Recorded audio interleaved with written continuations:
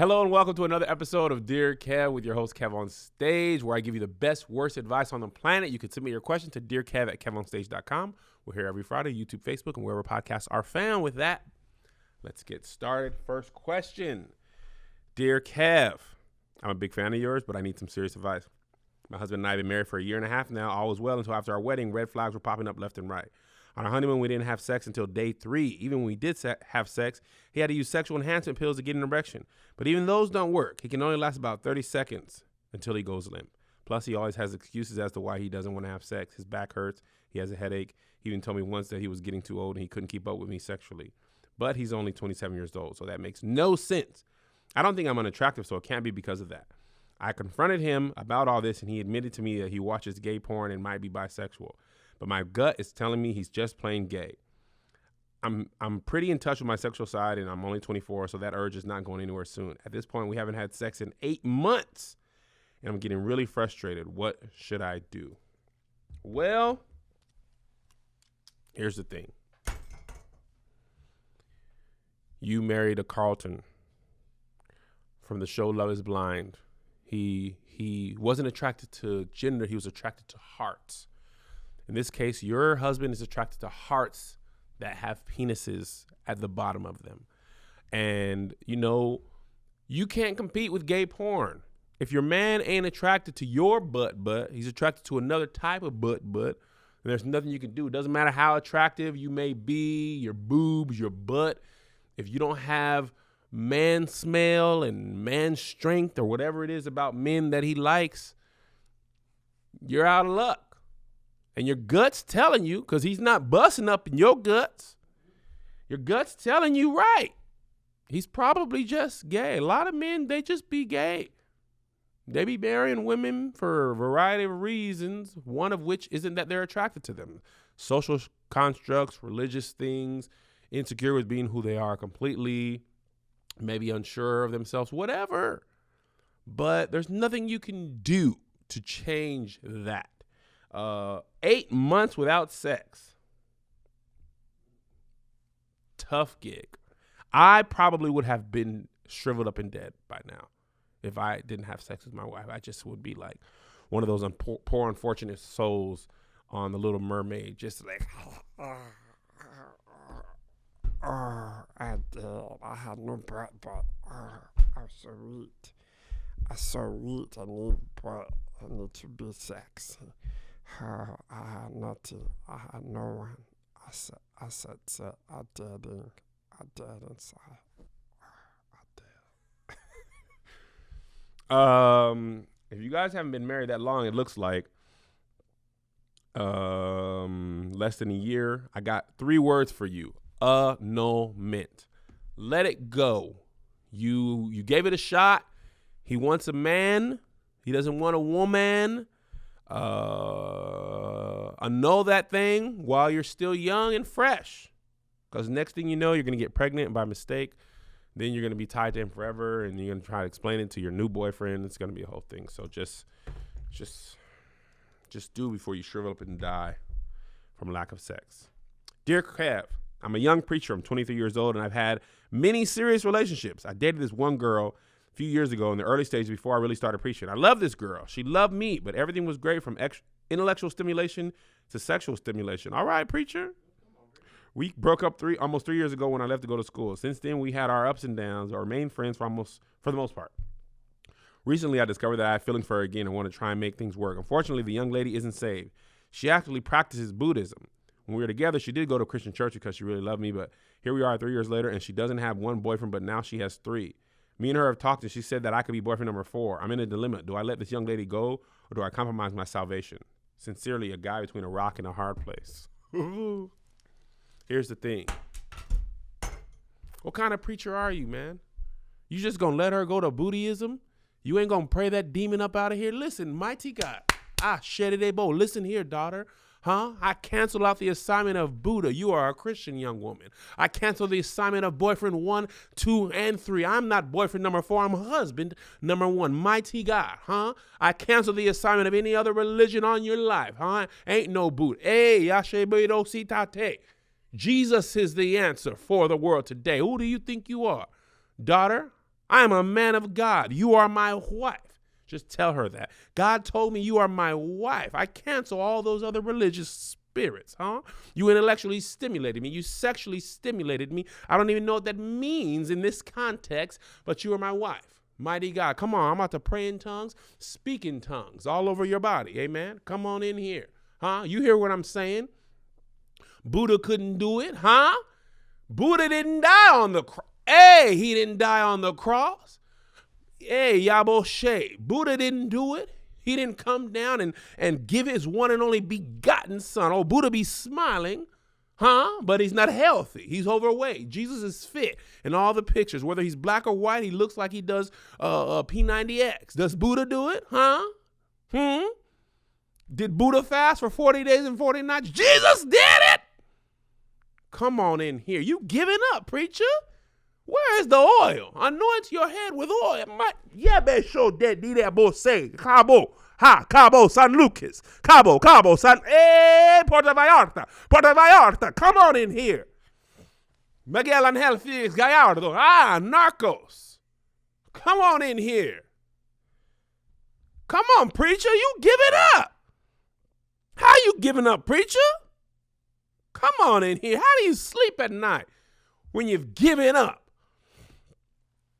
You probably sleep well if you're sleeping on a purple mattress, because it's probably going to feel different than anything you ever experienced, because it uses a brand new material that was developed by an actual rocket scientist. It's not like the memory foam you're used to. The purple material feels very unique because it's both firm and soft at the same time, so it keeps everything supported while still feeling really comfortable. Plus, it's breathable and it sleeps cool. So it ends up giving you this zero gravity-like feel. It works for any sleeping position.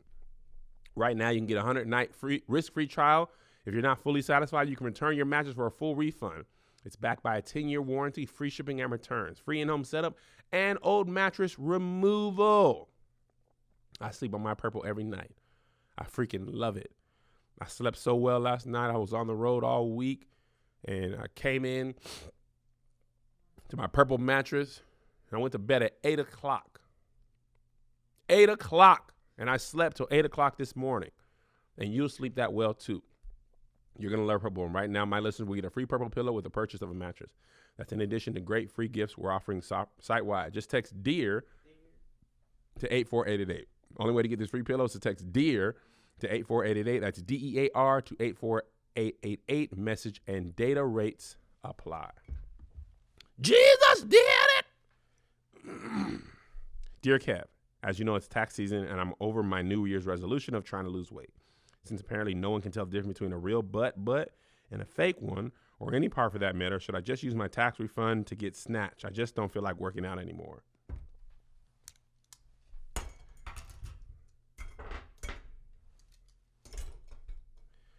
Absolutely. Here's the thing. Butts are like wrestling for men. No one cares if it's fake. It's entertaining. To watch that jiggle, it doesn't matter if they're really wrestling or not. It looks real enough to me. We're gone and invited in the story. Come on. Nobody cares. Why work out when you can carve out? You think Cardi B's working out? Absolutely not. She said it. Hey, I had the baby. Cut me up. Take that fat away. That one girl, the black girl who was in ATL and hangs out with the Kardashians, she took a picture with her post-pregnancy doctor before she had her baby. She was like looking forward to getting this mommy makeover, okay? Butt implants, tummy tuck, boob job. Why compete with natural women? You want to compete with natural women? Come on, that's like Lance Armstrong and them. Like if you were the only one who wasn't on drugs, you had no shot of winning. If you want a man today, you got to compete with your compatriots.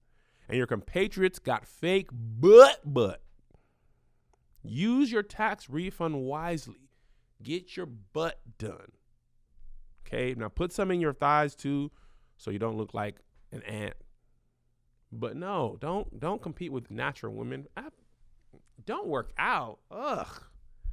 Why waste your time working out when you can just cut to the chase? Literally, you say, doctor, give me this. Pick it to the pow. Just sign me up for the cut, for the butt. Take your fat. See, this is the thing you got to understand. Plastic surgery is really all about efficiency. You're taking the fat you already have and moving it to a more desirable place. It's not desirable in your stomach, but it is desirable in your butt.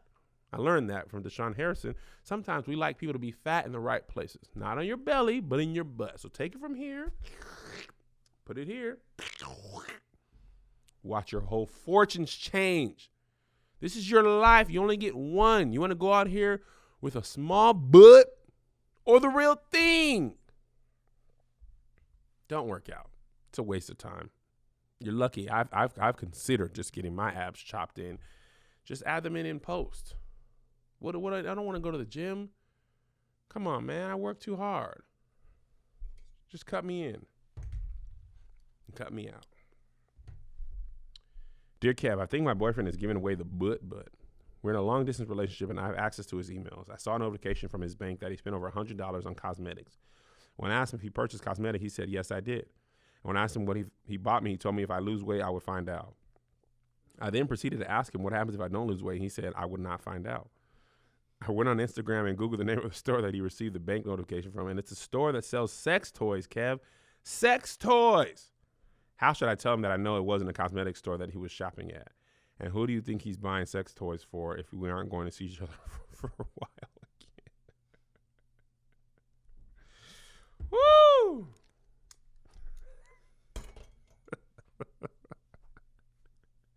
I just think it's funny that you asked me who I think he's buying them for. I don't know, girl. How would I know who he's buying sex toys for if it ain't for you?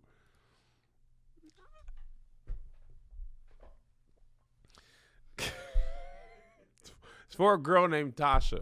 Okay? It's for a girl named Tasha. Let me tell you what. This letter should have ended when he said, if I lose weight, I'll find out. And if I don't, you'll never find out. In the letter, in the discussion. You ain't finna put me in no doggone, ultimatum. You gotta love you for you. You should never have to change your body for a man's. Be who you is for that man or for yourself. Forget that. Talking about, I'll buy you a present if you lose weight. Okay, I'm going to lose weight. I'm going to lose 100% of you. Tell him you can bounce to the next boy. That's a Beyonce reference. I can't say it here because, children be listening with their parents. I don't know that they should be doing it, but they do. Here's what you do. Hack his email. Well, you already did that. Shoot. Hack his social media. Take a picture of what he bought, post it on his Instagram. Tag his mama. Say, this is what your son is doing when he's lying to me. You understand me? This is what your son is doing, huh, Shirley? He's buying sex toys for somebody else. He could be buying sex toys for himself. You never know. They make sex toys for men. You don't know. He could be buying a butt plug for himself. Butt? Could be anything. You're just assuming it's for another woman? You're probably right.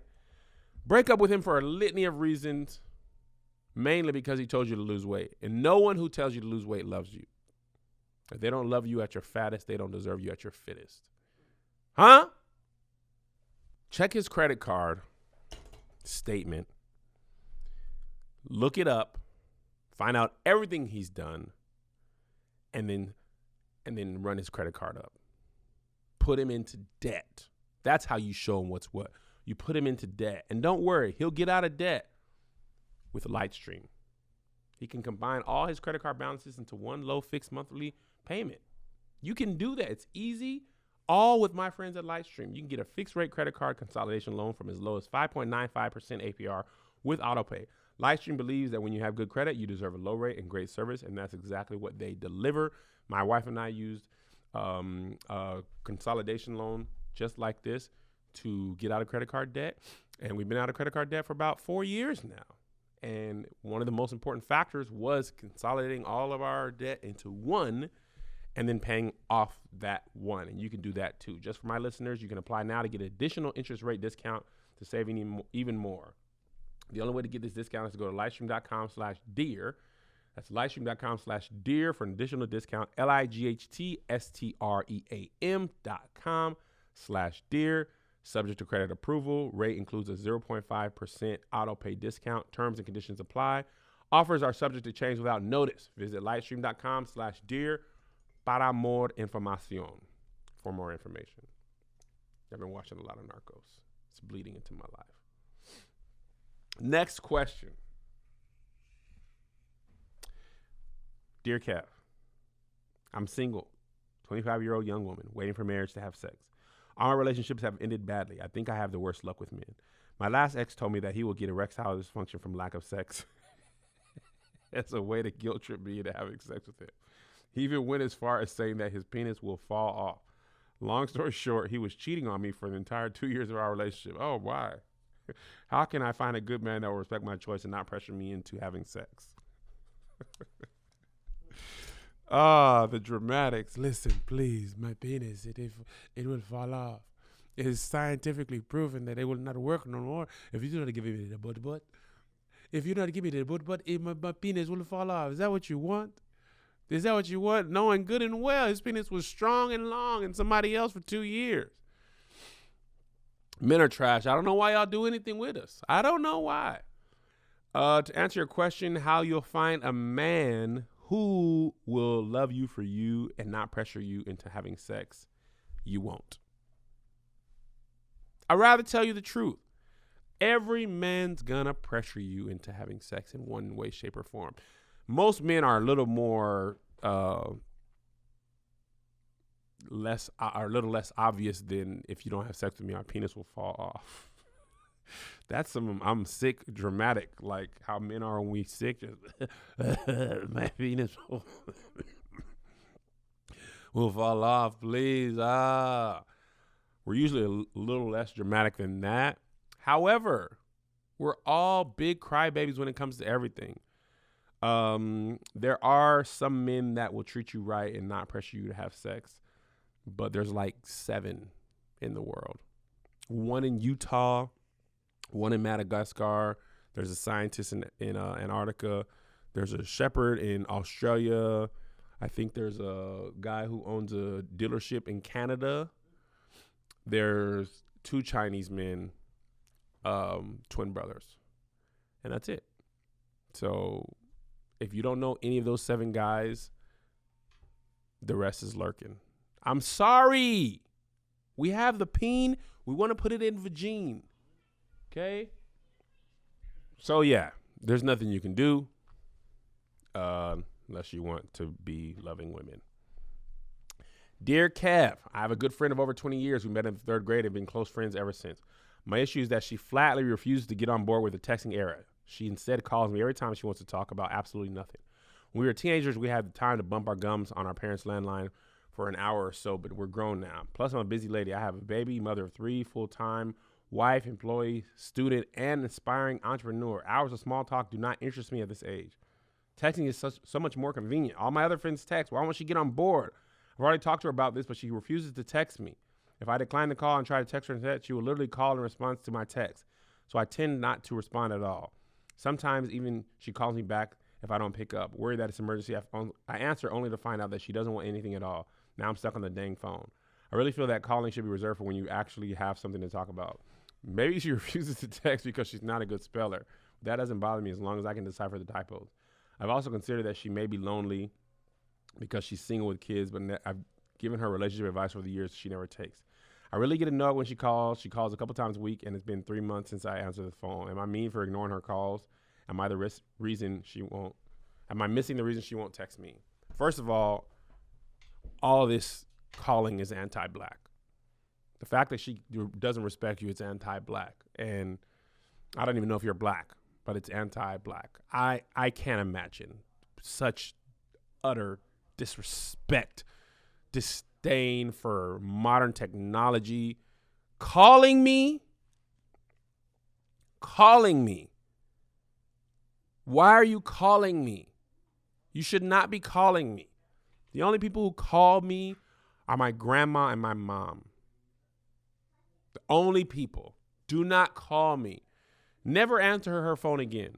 Let her house be on fire. Text me. And by the way, people text, hey man, G, you just call me, it'd be easier. It's too long to text. Nothing's too long to text.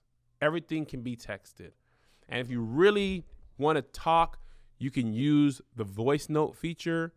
Hold it down. The reason I like texting, I want to answer you on my own time. I don't want to answer you right now. I don't want to talk. Don't FaceTime me unannounced. Don't call me ever. Voice note, text. Anything else is anti-black. I can't. Just leave me alone. Stop.